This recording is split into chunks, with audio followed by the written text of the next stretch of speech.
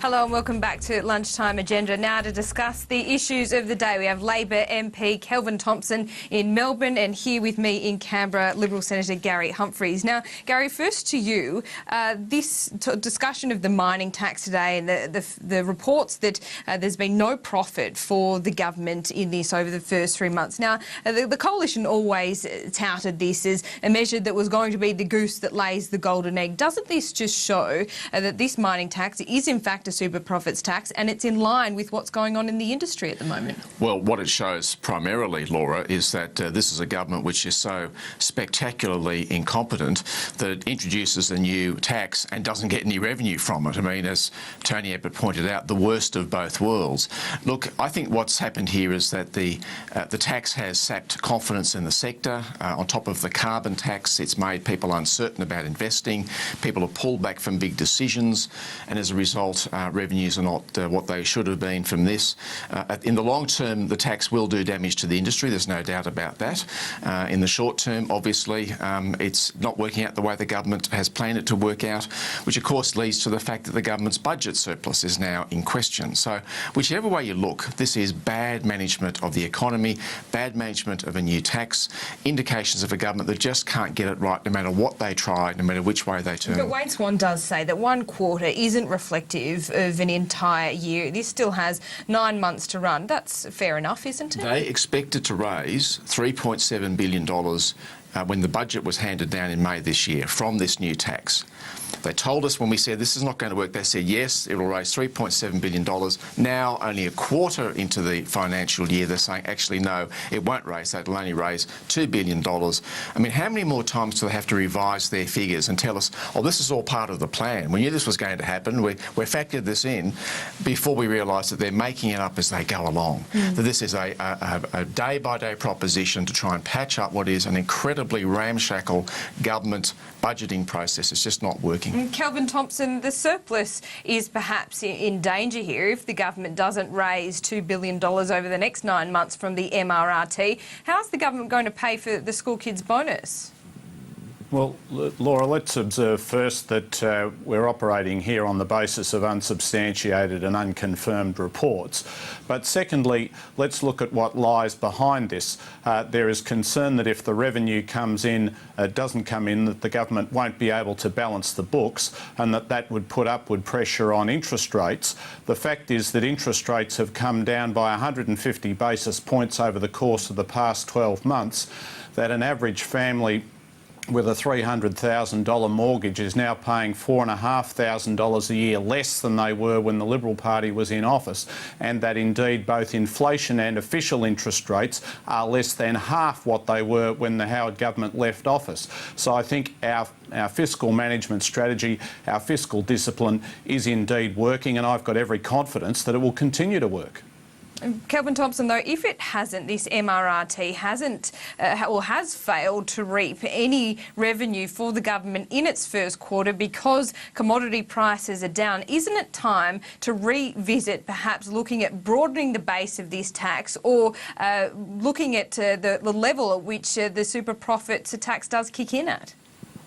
Well, there's no basis to do that, Laura. The government announced its mid-year review of the numbers at the start of this week and put in place steps designed to ensure that we continue to balance the books and continue to have a surplus. Would you like to see the threshold kick in earlier? Would you like to see the threshold kick in earlier, or things included like uranium and copper? Well, I don't think there's any requirement or any basis to revisit the tax which was put in place after extensive negotiations and an extensive parliamentary process. What we did at the start of the week was to introduce measures and take steps designed to protect the budget surplus and to protect that strong financial position that Australia is in today, and indeed we are the envy of the rest of the world given our performance in relation to inflation, interest rates and employment. I just want to get to this company tax as well.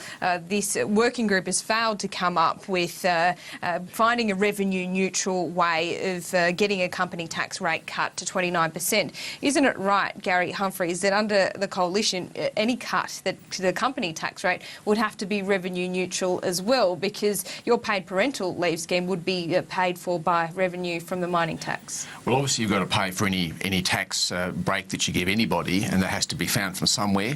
We've made it clear we think there are other things that the government could be doing which is not really examining properly at the moment, such as trimming the cost of government, cutting back on government ads and the other things the government's wasting money on. But if the industry can't even come up with a revenue neutral way within discussions by themselves after a year, there's no hope of the opposition getting them to do that either. Well, it wasn't the industry which promised a tax cut. It was the Labor Party back in 2010 which faithfully promised that there'd be a tax cut for companies, and it said we'll deliver this tax cut, and then it made very cursory attempts to negotiate that through the Parliament, failed, and says all too hard, you business, you go and work it out how you'll pay for our promise. It was always highly implausible that a business group would be able to come up with ways of paying for the Labor government's own unfunded promise, and now they're saying, well, we can't do it. Not surprisingly, they can't do it. You've got to make real savings to get those sorts of things to happen. Tax cuts are good. Kelvin Thomson, this is just an aspiration now, isn't it? Well, Laura, it's a bit rich for Senator Humphries to be complaining that Labor failed to get through a company tax cut when it was his party and the Greens which blocked our endeavours to reduce company taxes. We had a plan to do that. That was not supported by the opposition. In fact, what the opposition has is a plan to increase company taxes, a 1.5% levy on companies which earn a taxable income higher than $5 million in order to fund their paid parental leave scheme. So there's one side of politics proposing that company taxes be increased, and that's the Liberal opposition.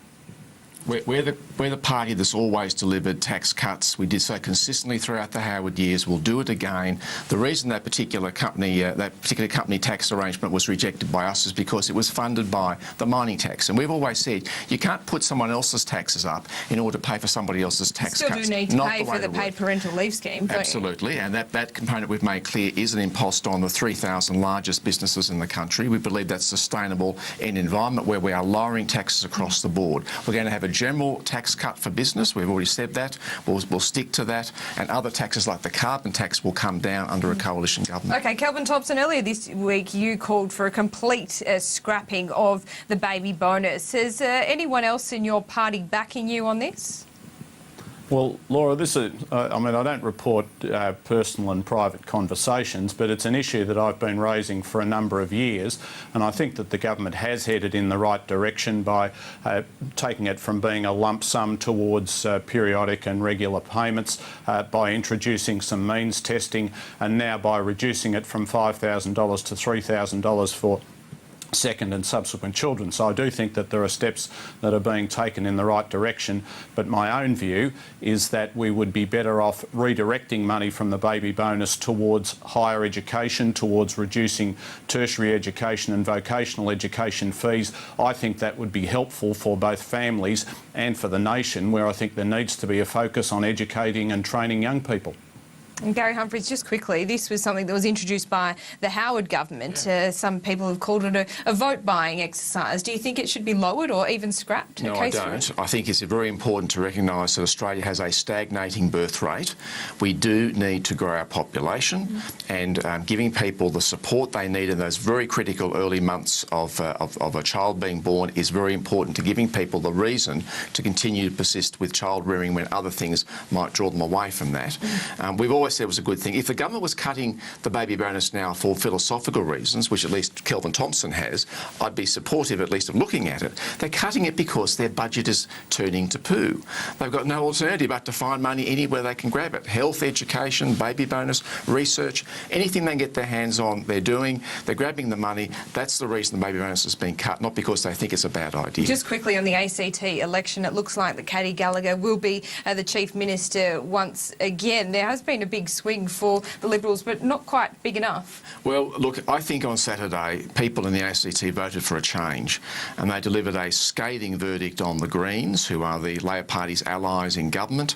It looks as if Labor itself won't be hurt by that swing against the government's allies, but I think people here want a change, and it would be, I think, very unfortunate if after this process the big winner out of the election is the Greens themselves, who could well, with only one seat in the parliament, go into being a minister in this new government. Kelvin Thomson, just quickly, not a great indictment on the Greens at this ACT election. Not particularly great for the Labor Party either, though.